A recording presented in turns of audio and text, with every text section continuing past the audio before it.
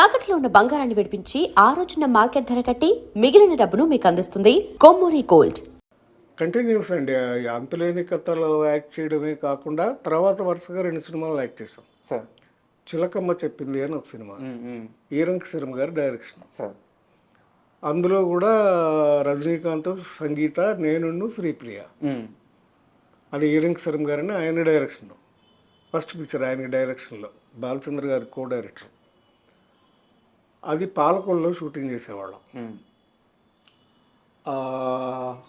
3 నెలలు 15 రోజులు 10 రోజులు షెడ్యూల్ పాలకొల్లోనే షూటింగ్. సార్ మళ్ళీ అందరం మా యూనిట్ మాకు ఎట్లా ఉండేదంటే ఆ రోజుల్లో కాల్ షీట్ అని షూటింగ్ ఉంటేనే వెళ్ళాలి, ఆ పద్ధతి లేదు అప్పుడు. మేమే ట్రావెలింగ్ దోసేవాళ్ళం, మేమే కెమెరాలు మోసుకెళ్ళేవాళ్ళం, మేమే అట్లాగే స్క్రిప్ట్లు చదివేవాళ్ళం, అసిస్టెంట్లు ఉండేవాళ్ళకి డైలాగులు నిలిపేవాళ్ళం. అలా యాక్ట్ చేస్తూ ఉండగా పాలకొల్లో చేస్తున్నప్పుడు ఒక అబ్బాయి వచ్చాడు. ఎవరో తెలుసా అబ్బాయి?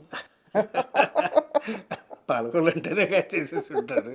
చెప్పండి, మీ నోటితో చెప్పండి. ఆయన అప్పుడే చదువుకుని ఫినిష్ చేసి వచ్చారు, చదువు అయిపోయింది. మేము రజనీకాంత్ నేను ఇద్దరం షూటింగ్లో ఉన్నాం. మాతో వచ్చి మాట్లాడారు. మాట్లాడిన తర్వాత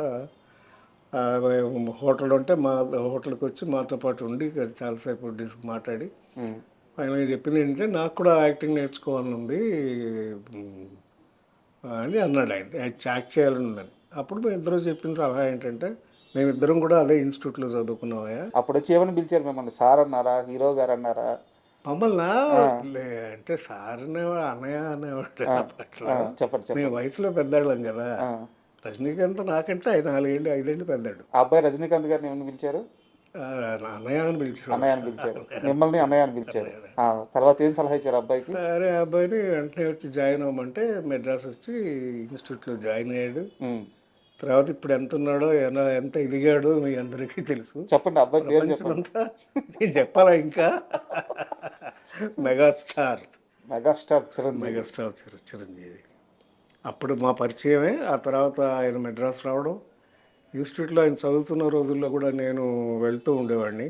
ఎందుకంటే మాకు టీచరు దేవదాస్ కంకాల్ గారు, మా బ్యాచ్ కూడా ఆయన ప్రొఫెసర్.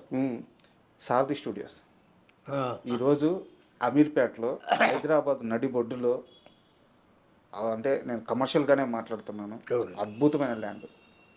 కనీసం 1000 కోట్ల ఆస్తి అది. అవునండి, మీదే అది.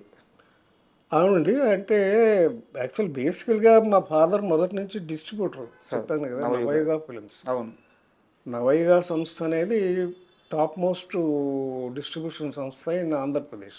ఈ రోజుల్లో లాగా జిల్లాల వారీ కాదు, అప్పుడు టోటల్ ఆంధ్రప్రదేశ్.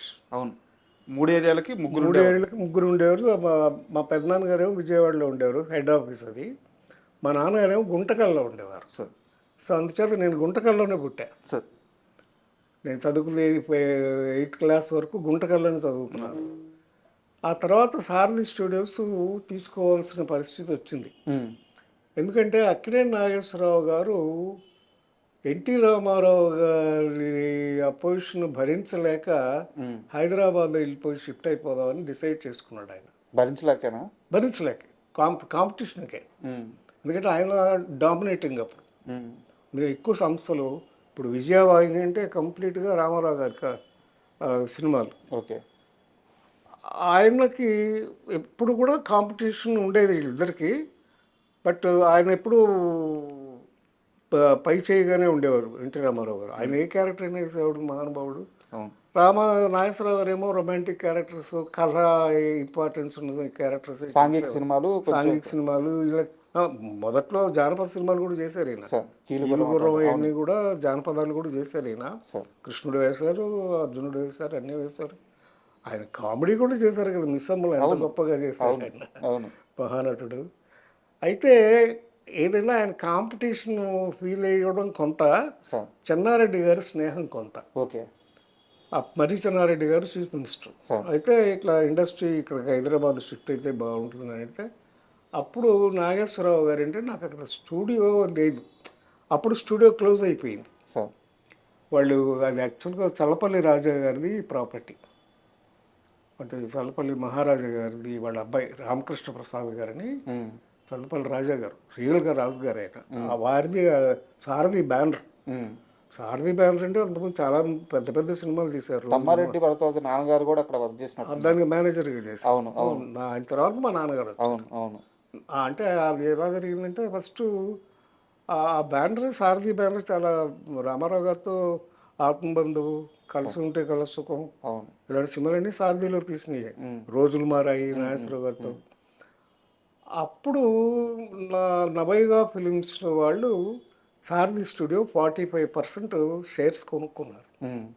అప్పటి నుంచి మా నాన్నగారు గుంటకల్ నుంచి ఇక్కడికి షిఫ్ట్ అయ్యారు ఓకే. స్టూడియో మేనేజ్ చేయడానికి.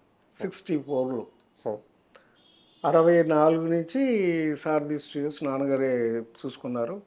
మొదట్లో ఒకటే ఫ్లోర్ ఉండేది, తర్వాత 2 ఫ్లోర్లు కట్టారు, మొత్తం 3 ఫ్లోర్లు అయినాయి. స్టూడియో బ్రహ్మాండంగా నడిచేది. ఇప్పుడు మెట్రో స్టేషన్ ఉంది కూడా అంతా సారథి స్టూడియోస్లోనే ఉండేది. అప్పట్లో అమీర్పేట మెట్రో స్టేషన్ ఉంది, అదంతా సారథి స్టూడియోస్ గేటే. ఆ. అక్కడ ఉండేది మెయిన్ గేటు. స్టూడియో మీరు అమ్మేసుకున్నారో లేకుంటే మీ వాటాలు మీరు వెనక్కి తీసుకున్నారో నాకు అంత ఐడియా లేదు.